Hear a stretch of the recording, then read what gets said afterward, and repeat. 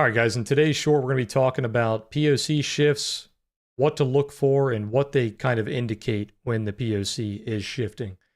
So for you guys that don't know, the POC is the highest point on the volume profile. It's receiving the most volume in whatever that profile that you have on your chart is. So most of the time we like to use the cash profile, which starts around 9:30 Eastern, goes until 4 p.m. Eastern, or you can use the full session profile, which goes from 6 p.m. Eastern the prior day to the close of that following day.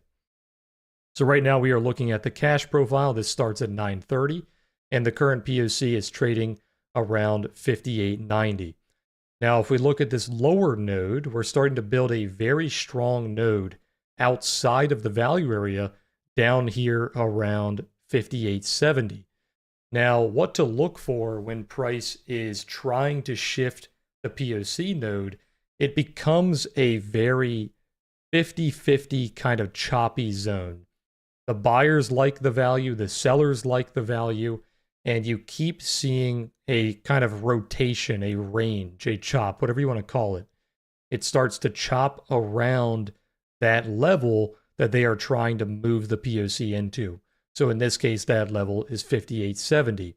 So what you'll see is when you start to trade above that node, the volume will fall off. So the buyers start to lose interest. They don't like that value as much.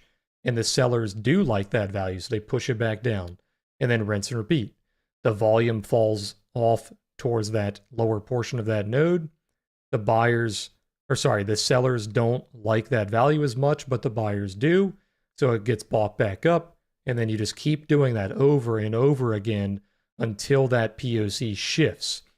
Now, in this example, the POC would be shifting to the downside. It would be shifting by about 20 points. So that would be seen as pretty bearish because we are losing 20 points of value. Now, this is not the type of thing that you would say, okay, as soon as that POC shifts, I'm going to press the sell button and we're going to go lower. It's not that type of setup. What it is doing is it's shifting your trade plan a little bit.